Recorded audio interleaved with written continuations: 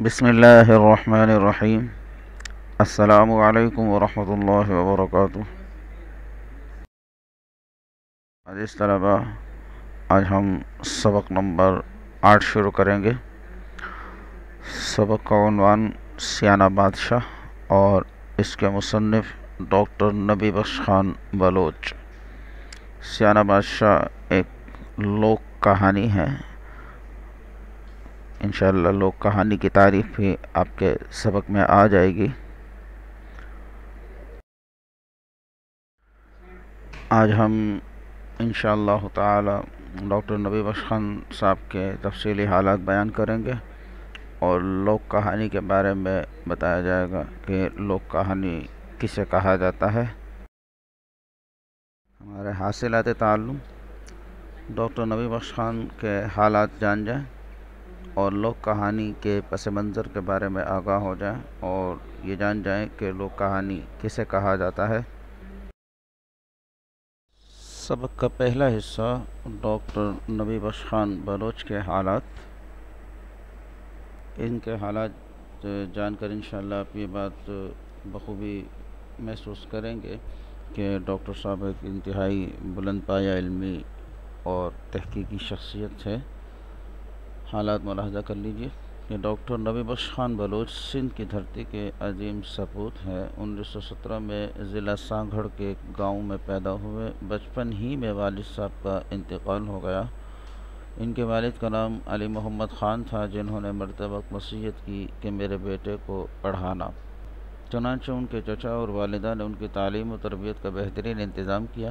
تعلیمی سفر میں ممکنہ ہر پریشانی کا ڈٹ کر مقابلہ کیا اور گاؤں دیہاتوں کے چھوٹے چھوٹے اسکولوں سے ہوتے ہوئے ڈی جے کالج کراچی اور پھر 1937 میں بہاؤالدین کالج جوناگڑھ چلے گئے، جہاں انہیں بی اے آنرز میں اول آنے پر 100 روپے ماہوار وظیفہ دیا گیا۔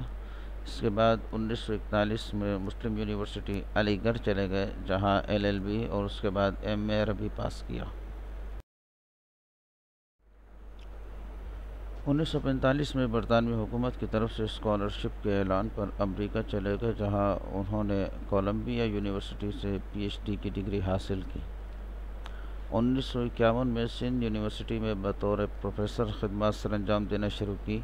بعد ازاں 1973 میں یونیورسٹی کے وائس چانسلر بنا دیے گئے۔ اس دوران انہوں نے سندھی شعبے کی بنیاد رکھی اور انسٹیٹیوٹ آف سندھیالوجی کی بنا بھی ڈالی۔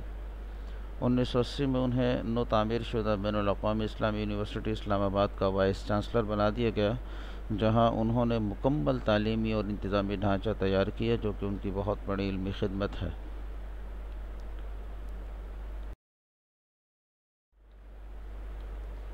اس کے بعد قومی ہجرہ کونسل کے مشیر کی حیثیت سے خدمات سر انجام دیں، جہاں انہوں نے عظیم مسلمان مفکرین، مورخین، سائنسدانوں، علماء اور دانشوروں کی کتابوں پر کام کیا، جس کے تعارف کے لیے انہوں نے بکس آف اسلامک سویلائزیشن کے نام سے کتاب لکھی۔ اس کے علاوہ سندھی ادب کے لیے ان کی گراں قدر خدمات سندھ کی تاریخ کا عظیم باب ہے۔ ڈاکٹر صاحب بیک وقت اردو، انگریزی، عربی، فارسی اور سندھی زبان پر عبور رکھتے تھے اور تقریباً مذکورہ ہر زبان میں ان کی علمی کاوشیں بکھری ہوئی ہیں۔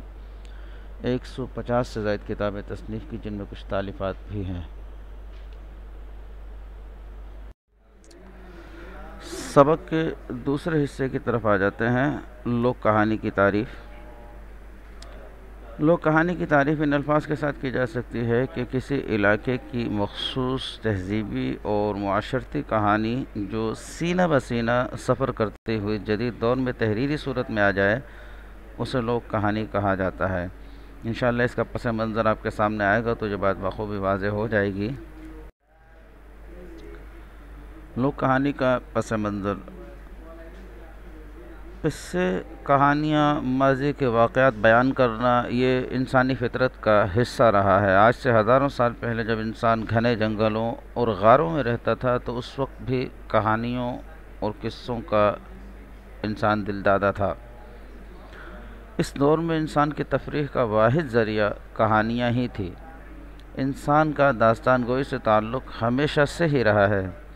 انسان نے داستان گوئی کا آغاز آپس میں بات چیت سے کیا۔ ابتدا میں انسان کہانیاں بھی ایک دوسرے کو سمجھاتا تھا۔ بلا شبہ کہانی اسی وقت وجود میں آ گئی تھی جب سے انسان نے ایک دوسرے سے بات کرنا اور بات سمجھانا شروع کیا، اور جب سے تحریر کی ابتدا ہوئی تبھی سے تحریری کہانی نے بھی رواج پایا۔ تو یہ بات تو واضح ہو گئی کہ کہانی کی ابتدا کیسے ہوئی۔ اب یہ سمجھنا ضروری ہے کہ لوک کہانی کی نوعیت کیا ہوتی ہے۔ تو عام طور پر لوک کہانیوں میں نیکی کا سبق، بدی سے نفرت، سچ کی حمایت، جھوٹ سے نفرت، اور اسی طریقے سے ایمانداری، انصاف، عدل، یہ ساری چیزیں ان میں سکھائی جاتی ہیں مختلف فرضی کہانیوں کے ذریعے سے۔ انشاءاللہ کہانیوں کی فہرست بھی آپ کے سامنے آ جائے گی، اور اس کے ساتھ ساتھ لوک کہانیوں میں جن بھوتوں، پریوں اور جانوروں کے آپس کی گفتگو کے ذریعے سے کہانی بھی کہی جاتی ہے۔ تو ان تمام کہانیوں کا مطمع نظر اور مقصد جو ہے وہ یہی ہوتا ہے کہ اس معاشرے کے لوگ جو ہے وہ اچھائی اور بھلائی کو اپنائیں اور برائی اور بدی سے بچیں۔ مگر اس میں ایک بات یہ بھی واضح رہے کہ چونکہ یہ بحیثیت مسلمان ہمیں اس بات کا ایمان ہونا چاہیے کہ ہر وہ چیز جو اللہ اور اس کے رسول کی تعلیمات کے مطابق ہو اس میں کہ لینے میں کوئی حرج نہیں ہے، اور ہر وہ چیز جو اللہ اور اس کے رسول کی تعلیمات سے ہٹ کر ہو وہ لازمی سی بات ہے اسے ہم بالکل نہیں اپنا سکتے۔ تو لوک کہانی چونکہ تہذیب و ثقافت اور اس معاشرے کا ایک خاصہ ہے، تو ہر معاشرے، ہر ثقافت اور ہر ملک، ہر جگہ کی اپنی اپنی لوک کہانیاں ہیں۔ مثلا اگر ہندوستان میں ہے تو ہندوانہ عقائد اور رسوم اور وہاں کے کلچر کی باتیں اس میں شامل ہوں گی، جو یقیناً کسی بھی مسلمان کو زیب نہیں دیتا، مگر چونکہ وہ ایک لوک کہانی ہے، ایک علاقائی کہانی ہے، تو صرف اس درجے میں اسے تسلیم کیا جا سکتا ہے۔ ایک اور بات واضح کر دینی اس بات یہ ضروری ہے کہ وحی کے نور کے بغیر چونکہ عقل گمراہ ہے، اسی لیے وہ لوک کہانیاں جو اللہ اور اس کے رسول کی تعلیمات کو پیش نظر رکھ کر نہیں لکھی گئیں، ان کہانیوں میں ہمیں ماوراء العقل اور اللہ اور اس کے رسول سے دور کرنے والی باتیں بھی نظر آتی ہیں، اس لیے ان سے اجتناب بہرحال کیا جانا چاہیے۔ ایک بات ذرا ذہن میں رکھیے گا کہ کسی زمانے میں اور شاید آج کل بھی دادیاں، نانیاں اپنے ارد گرد بچوں کو جمع کر کے، اور بچے خود اپنی دادیوں، نانیوں کے ارد گرد جمع ہو کر ان سے جو ہے وہ جنوں، پریوں، شہزادی، شہزادوں کی کہانیاں سنا کرتے ہیں، اور اسی طریقے سے جو ہے وہ الادین کا چراغ اور اس طرح کی بہت ساری کہانیاں جو ہے وہ دادیاں، نانیاں اپنے بچوں کو سناتی ہیں اور سناتی تھی۔ اور آج کل کا ماحول تو شاید ایسا گرم نہیں ہے، لیکن اس سے پہلے جو ہے وہ اس پر بہت زیادہ لوگوں کی توجہ تھی۔ بڑی بوڑھیاں جو ہے وہ اپنے بچوں کو، اپنے